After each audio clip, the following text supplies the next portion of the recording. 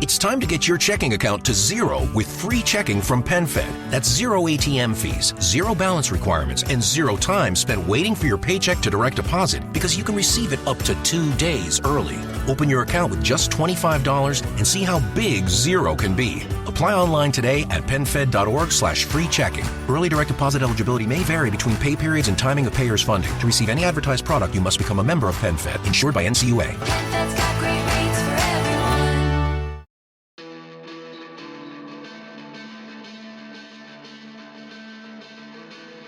Welcome back, everybody, to the Mediocre Alaskan Podcast. I'm here with Ian Hudson from Tongass Talk.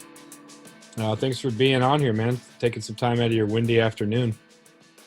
Yeah, thanks for having me on. It's stormy out there right now. Yeah, we were just talking before I pressed record that you guys were getting 65 mile an hour winds down there in Met. Is that what I heard? Yeah, in our bay here, I haven't seen the waves this big in some time. It's really smoking out there. Yeah. Certain areas get a little bit of protection, and I live a north part of Ketchikan up by Knutson Cove, and so like the wind coming from that north really rocks, and I get worried about that with my boat rocking around in there. But the south, southwest, and east usually not too much, but it's ripping so bad that I might check on the boat a little bit later. Got a lot of rain too.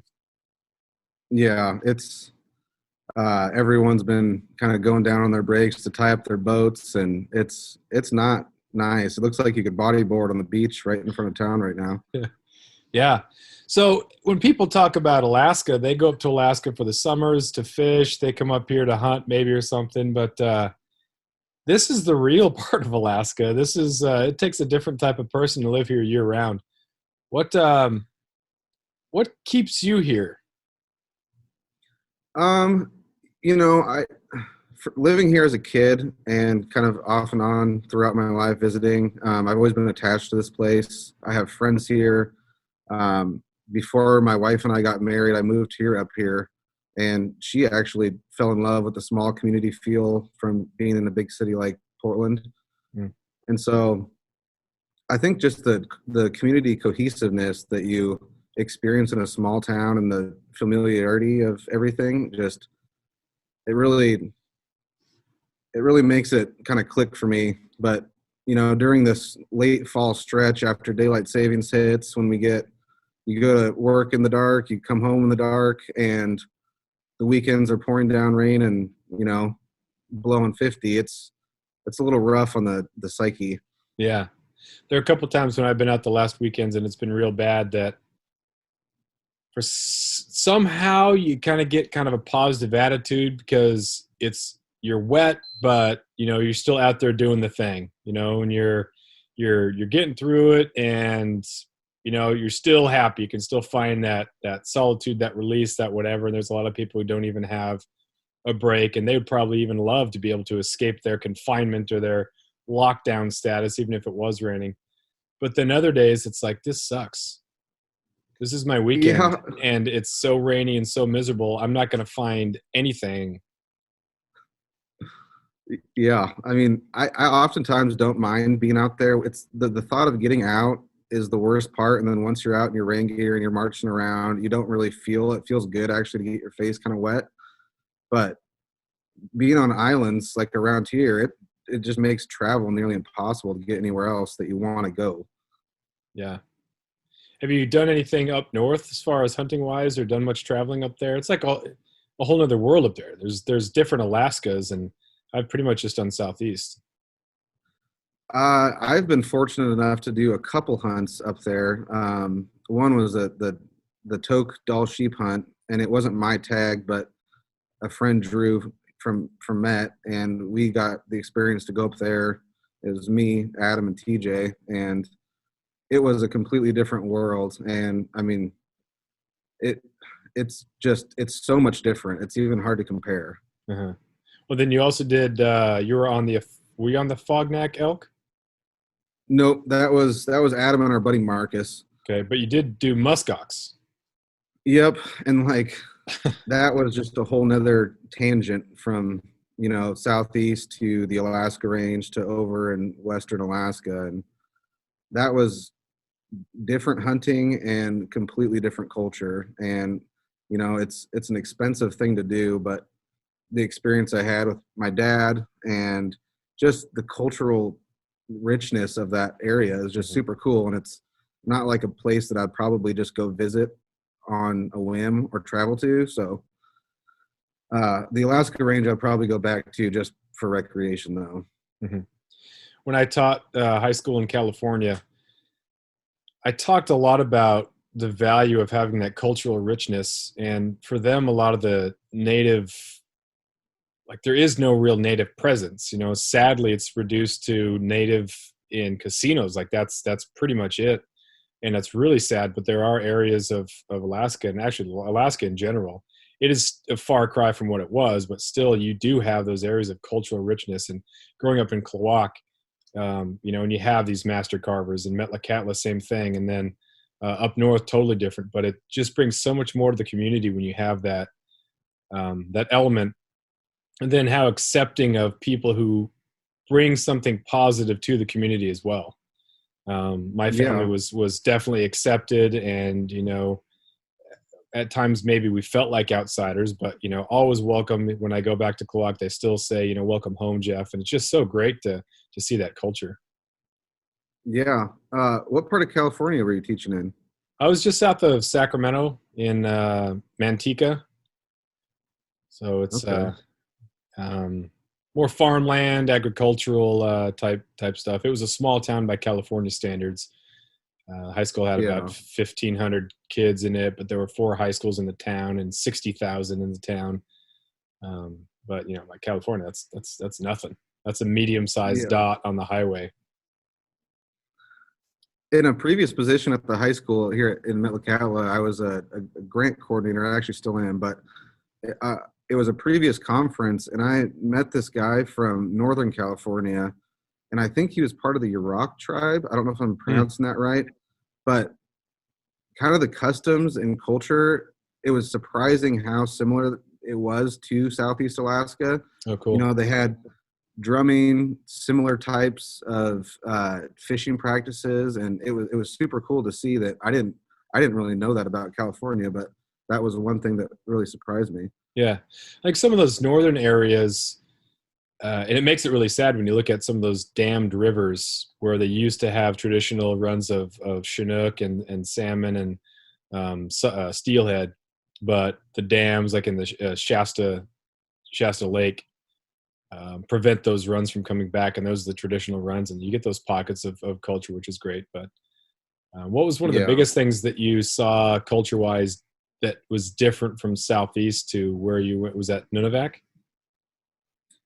Yes.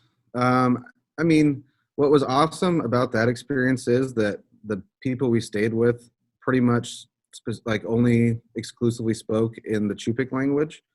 And that was something that I've never really experienced. My great grandmother growing up in Met when I was a kid was a fluent speaker, but I hadn't heard that kind of talk back and forth. Just seems so natural. And to me, that was like one of the coolest things I've seen. And, they were explaining it to us, and they're like, don't take offense to this. We're not meaning to kind of isolate you. We're not talking smack about you, but one word in Chupik explains like a whole scenario that we're talking about when we go on the hunt tomorrow. And so it was really cool to hear them kind of paraphrase what one word meant. And to me, that was just super cool. Yeah.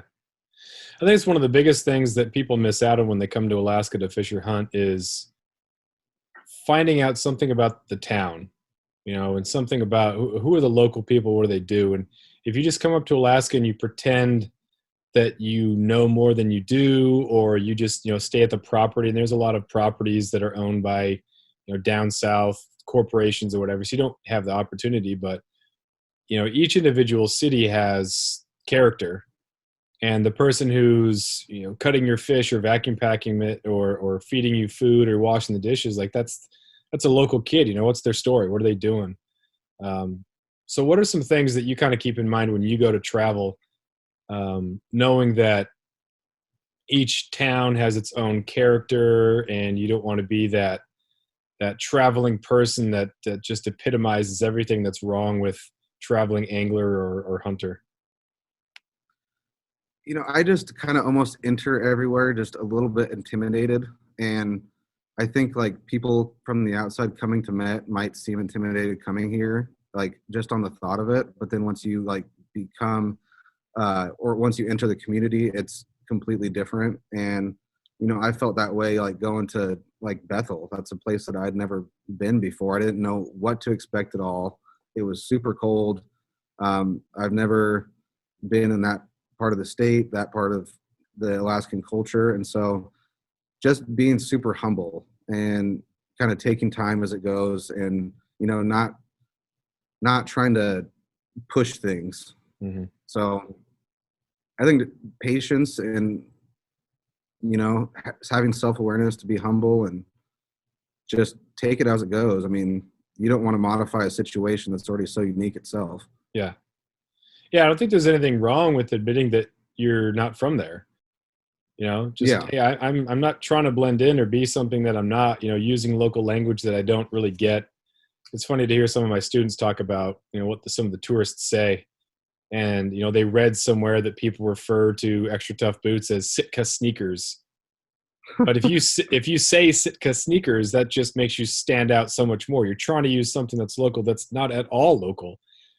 Just kind of be what you are, man. It's fine. If you want to get that red Tongass bag and walk around, that's fine. Just, like you said, I think be humble and then, drink it in, enjoy the experience. Yep. Where's somewhere else on your list that you want to go travel? Like in the state? However you want to answer the question. I would say in the state, Kodiak seems like a really cool place. The state's so big and it's so hard to travel around. There's just so many places I'd like to go, but the Brooks Range would be another one. I think, seeing Barrow would be really unique and awesome as well. I haven't been even to Fairbanks. So there's so much of the state that I think is super awesome that just staying local within Alaska would be a start for me. Mm-hmm. I've been to Fairbanks for basketball, and then I went up one June and did some grayling fishing, and it was awesome, beautiful. But you get on that road system, and you can go, but there's nothing in between. Which was I've never driven anywhere that's been like that. There are parts of like Nevada where there's nothing, but there's some sort of little town every like hour and a half, maybe 2 hours. There's something there. There's a farm, but in between some of those areas up north, there is nothing. And you think, how in the world would I ever find a bear or a moose? It's just there. There's too much land, too much growth, too much everything. That there's not moose on the side of the road, hardly ever. No, when me, Adam, and TJ or Adam, TJ, and I were driving between, I think it was between Glen Allen and Toke, which is a several-hour stretch, and in the middle of it, when we hadn't seen a car or anything forever, there was like a mobile stoplight that was red, and it was like you could see for miles ahead, and it was like, huh.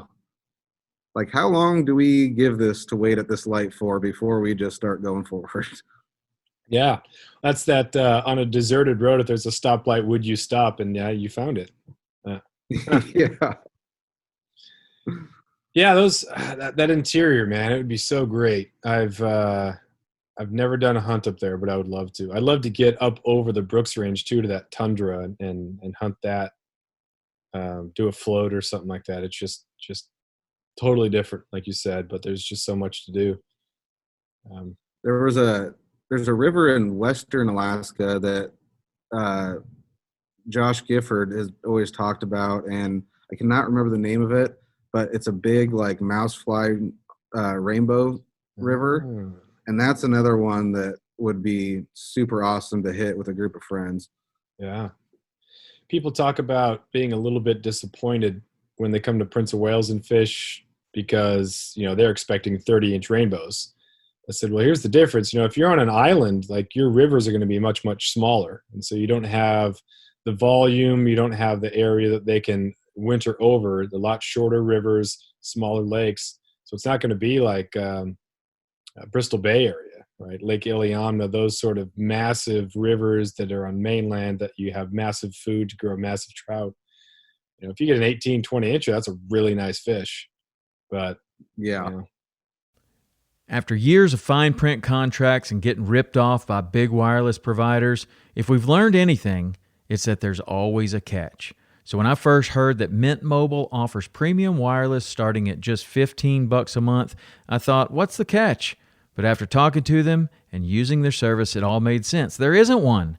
Mint Mobile's secret sauce is that they're the first company to sell wireless service online only. They cut out the cost of retail stores and pass those sweet savings directly to you. For anyone who hates their phone bill, Mint Mobile offers premium wireless for just $15 a month.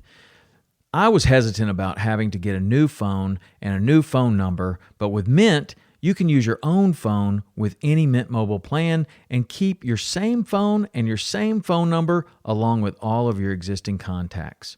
Mint Mobile gives you the best rate whether you're buying for one or for a family, and at Mint, families start at 2 lines. All plans come with unlimited talk and text plus high-speed data delivered on the nation's largest 5G network.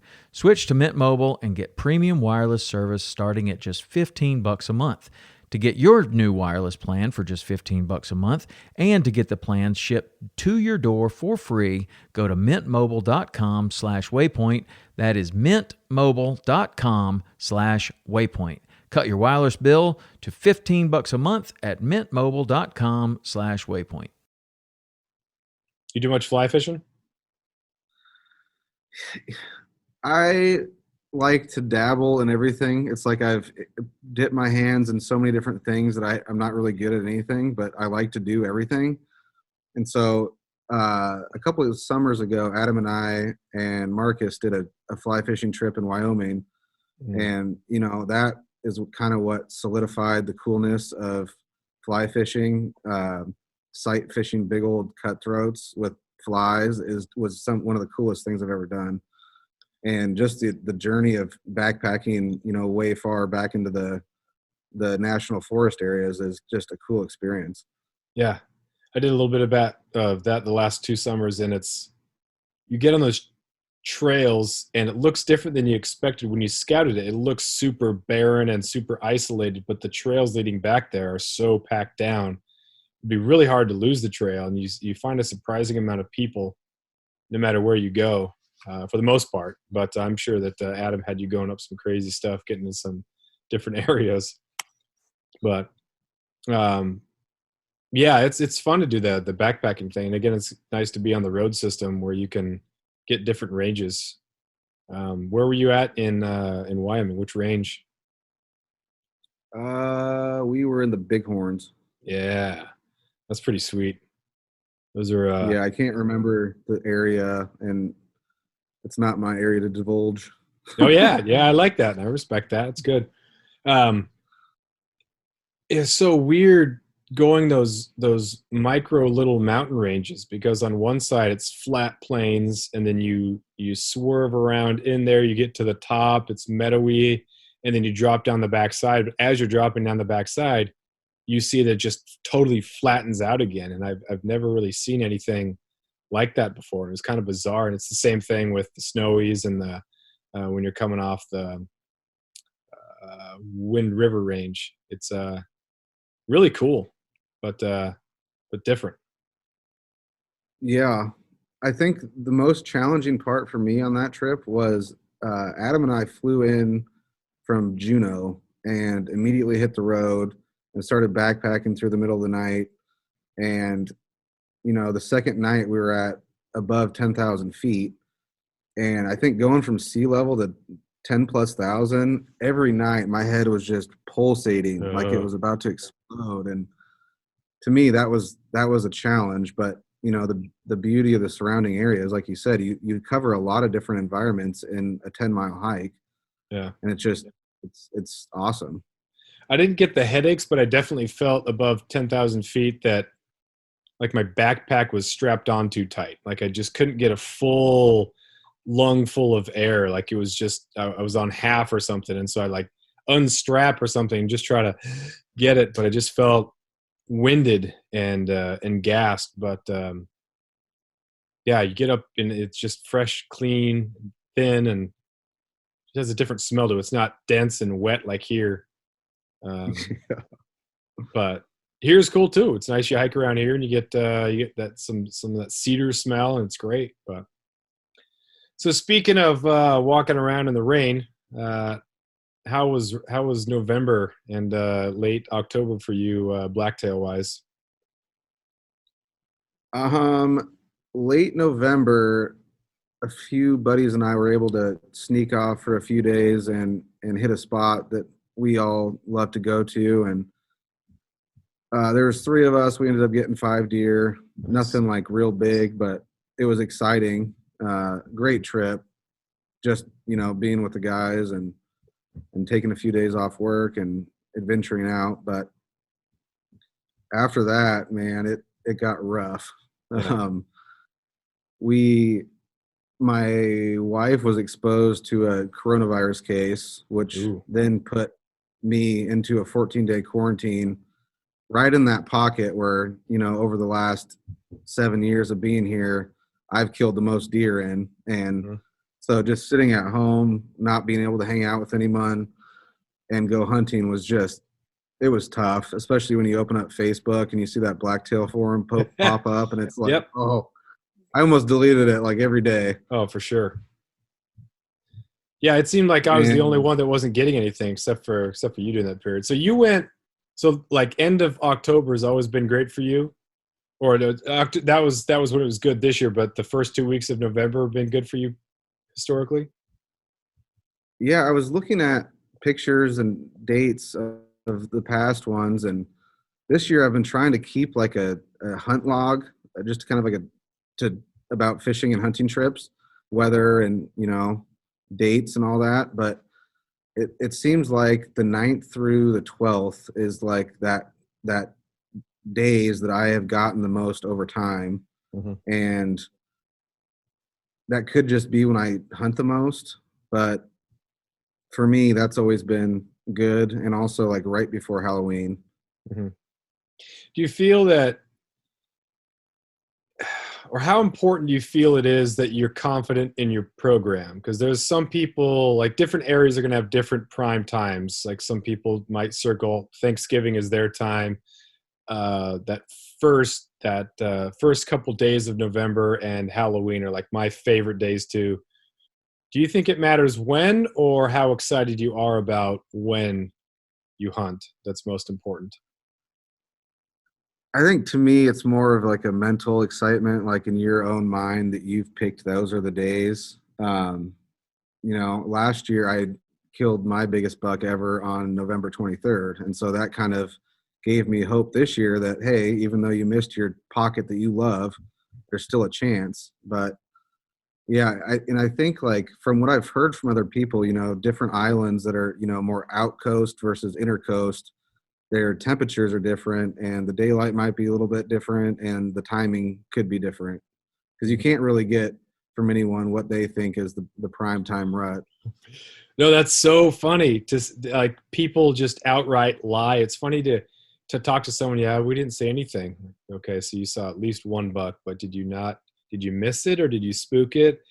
Like you could almost be honest and people are going to think you're going to lie anyway. So you could tell them exactly where and when, and then they would think, well, he's probably not telling the truth. But yeah, people keep things really, really close, and that's good. You have to do that because there are areas that just get hit so hard, and you want to have a chance to, and it's part of the, not just the adventure, but it's food for the freezer, and other things are pretty expensive here. So I don't want to eat chicken, or I don't want to eat beef. I'd much rather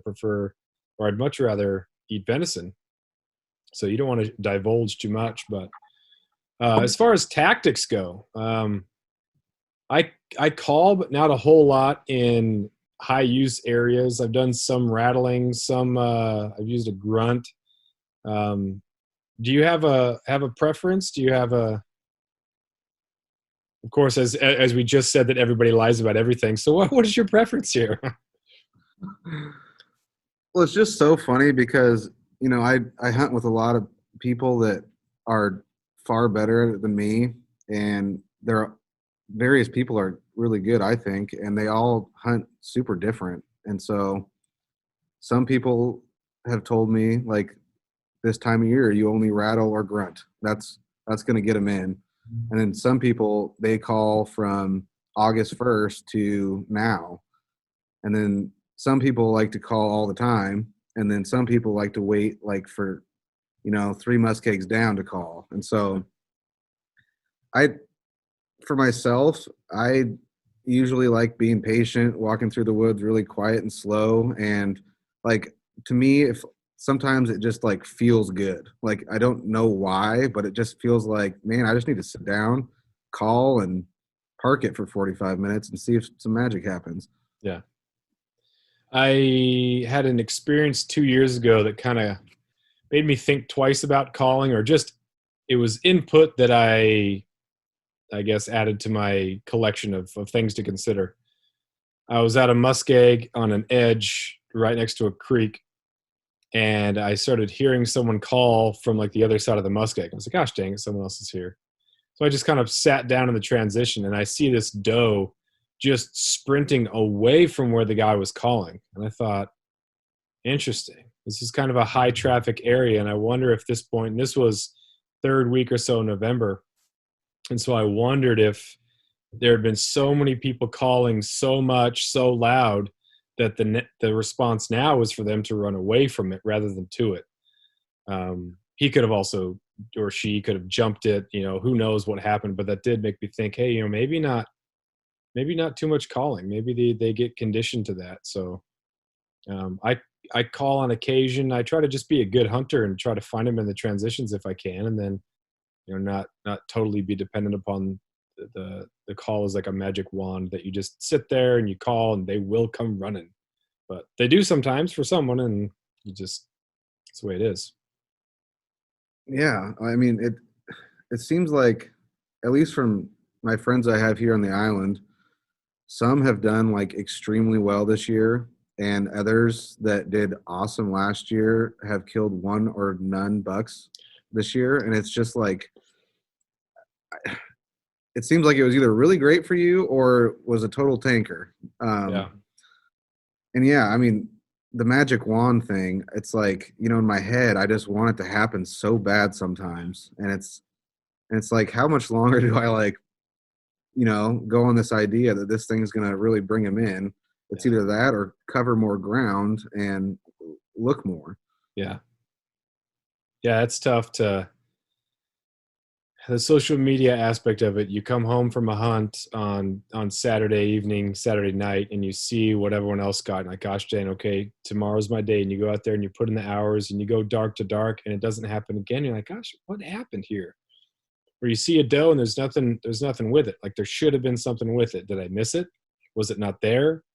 Man. And then it makes you look back at the opportunities you have and just think that was it. I saw 2 bucks. I saw a buck on the 31st and a buck on the 1st. And both days I missed with my bow. And I thought, hey, it's early, man. I'm going to see bucks every weekend. It's going to be fine.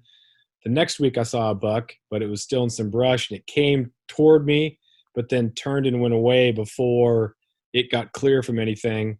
And then I tried to call and stop it, but that didn't work. But, that's the first Friday or the first Saturday and Sunday and the second Saturday, I'd seen a buck each day. And I'm like, dude, it's on. We have plenty of time left.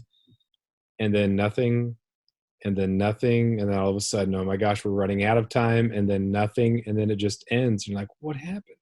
There was so much promise. I was so excited. And then it just slipped away. Yeah. If you had your rifle, you think you would have gotten one or more of them? Yeah. Yeah. But, I think I hunt a little bit better with the bow because I know I have to be close and sneaky. So I missed one that ended up being 40. I thought it was 30. And I totally did the drop the bow and watch where it hits, which, it was like a foot low underneath the buck. And then the second one, I took the time to range it. But I didn't get my anchor point right. It was raining. And so these are like they sound like just excuses, but I mean, it's in hindsight, you think that's what I do. Every time I shoot with nothing on my face. And so I can feel my anchor point better, and I get the, the string on the nose and all that stuff better. So even though I ranged it, I knew the range, my anchor point was all jacked up. So I shot way to the left on the second one. But that was at 42 yards. So, 42 yards with a rifle, that's game time. Oh yeah. But you got to get good at it, and I think part of it seems like you have to be willing when you start bow hunting to have those days. And you just hope that the days that you miss aren't days that you wound it, and then it, or you gut shot it or something bad and miserable like that. But some of those, we talked about hunts I want to do, and one of the hunts I want to do is an elk down south, and you can get such better opportunities, or a better chance if you're hunting archery. A lot fewer people. It's during the rut. You can use calls rather than go down there. And it's rifle season. The weather is way worse. Who knows? You can have access to get into those spots. So hunting September archery for elk sounds a lot more fun than rifle. And so in the meantime, I got to get good enough so if I end up drawing something and spending $1,000 on an elk tag, I'm not just spraying arrows all over the place. Yeah. And it's like, in certain ways, it seems like Southeast Alaska would be really hard to bow hunt. And I think it would be. I've never bow hunted, but then I think about like the open expanses and closing ground in an area that doesn't have any cover. They're both super challenging. And yeah, in order to be good with a bow, you just have to, know the environment, be really good at stalking, and put a great play on it. Yeah. The ones that I saw, it was on edges and in those openings, and I like those smaller muskegs. It's amazing. If you walk up on a big muskeg with a rifle, you're like, okay, here we go. Let's do this. What's on the other side? But if you're with a bow, like, there's no way, man. Like, it's out in the open. This is 120 yards wide. There's no way that I have anything. I might see something great. So I really focused on some of those smaller muskegs, and ones that you could almost shoot across, or you can shoot across, and if something's in the transition area there or in that muskeg, then I got a good shot. And so creeping up on those and being real careful. And I think that's what happens sometimes. And I wonder if every buck that I've seen in a muskeg during rut, if it was there already, or if I kind of bumped it out of the transition into the muskeg, and that's how I got the shot. You wonder what happened, or if it happened to just be walking through, or what it was that made that work. But yeah. Oftentimes those bucks come up by surprise too, and with a rifle you can just pull up and hope your scope's not on high power and shoot. But with a bow, from my understanding, it's like a very sophisticated progression that you need to go through mentally in order to put a good shot on. And I just see that being so challenging here in the Southeast. Yeah, for sure. But it's just, it's one of those things. It does make it more challenging, more fun. I part of me wishes that I would have had the rifle, and gotten those bucks. But at the same time, I really can't be, if you want to get good at something, you got to get good at it, and I guess that's kind of the thing, but I don't know. Yeah. I think it's super awesome when people get bucks around here with bows. It's just something that's, it's a real challenge. Mm-hmm. So, what's on the list for next year? We got our draw coming up here. You don't divulge numbers, because I know that certain areas and certain draws get a lot, but is there a species or something that you're kind of looking at for this year? The doll sheep's always a top one that I apply for with, kind of little hope of getting. The catch a can goat is obviously a super coveted tag. But I'd really like to get an elk, either place. And with the world the way it is, and kind of the strict living environment we have and met with, leaving the community and coming back and having to quarantine, some of the species that I really want are in a time of year where I'd have to work and then come back and quarantine. Like, you know, a bison trip would be super awesome. That's got to be like one of the biggest bucket list items. I drew a moose tag last year and wasn't able to hunt in September because of the quarantine. And so, you know, I'm just really hoping everything kind of calms down a bit. So, you know, I'd hate to draw something and then not feel good about going to it, you know? Yeah. Yeah, I think that's been one of the things that a lot of people have felt living in Alaska, that we have the opportunity to do these things. And so while we're here, we have to do them.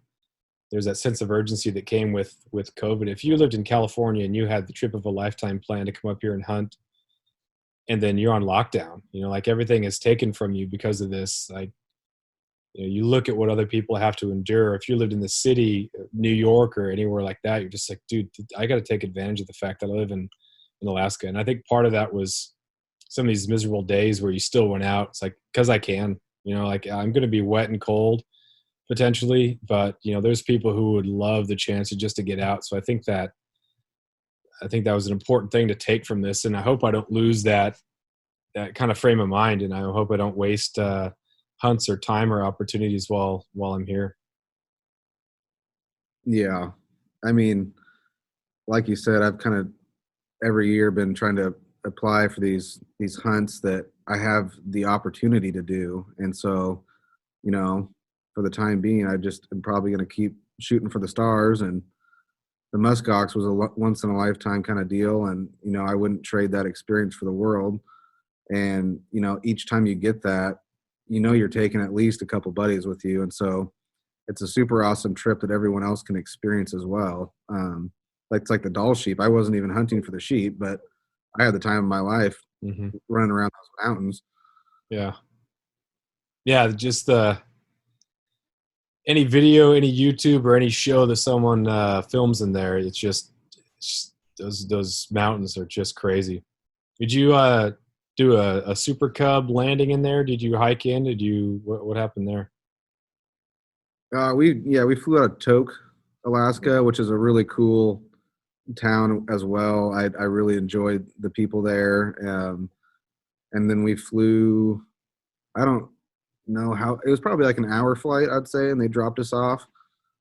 And it was, I mean, that Super Cub is like a four-wheeler with wings on it. It is small, and it's, you know, it's a little nerve-wracking, but that in itself is just something that if you're in Alaska, you got to get in one of those things. Yeah. Growing up in Klawock, we did so much travel by float plane, going to Cake and Angoon and Huna. Those are float planes, man. That Super Cub is that thing's a little less, but yeah, like you said, at some point I got to get in one of those and do that hunt. Yeah. What else you got, man? I know you're probably itching to bail water out of boats or tie stuff up. So what do you got for a closer? You know, your recent article that you wrote for the Juneau Empire, I was looking through that, and like the one thing that really super resonated with me was your comparison of teaching to hunting. And when you think, you know, it takes 5 years teaching to get all your stuff together, but not really, you know, and I'm in my second year of teaching. My first year was kind of cut short because of COVID. Now this year's been the way it is. It's kind of like that. The hunting is kind of like building a lesson plan where, you know, you get on your Onyx and you look at an area, you're like, man, this is so juicy. This is going to be plugged full of stuff. I just can't wait. And it's like a lesson plan you make that you think kids are going to be so excited about. And then you go into it and it's a giant flop. Yep. And it's like, you know, plan B, got to reteach that, got to alter course. It's just, you know, hunting and teaching to me are like very circumstantial, and it's like you got to play off the emotions of what is running through you, what the weather conditions are. It's such an adapt on the move thing, and you know, I think I never really thought of it that way until I read that article of yours, and so to me that was a super cool piece, and I really enjoyed reading that. Well, thank you, appreciate that. I try to connect with people, you know, the outdoor writing and the outdoor podcast thing too can be a lot about just, ego strokes. I think there's a lot of space for people who want to, it's about life through hunting. And I try to get that angle. So as far as the podcast goes, like what are some things that you're looking at and things that you want to do with that? Originally it was just a way for us to kind of recapture some of the moments that we've all spent together. Met's a little bit of a place where people come and go, especially in the teaching profession, for multiple reasons.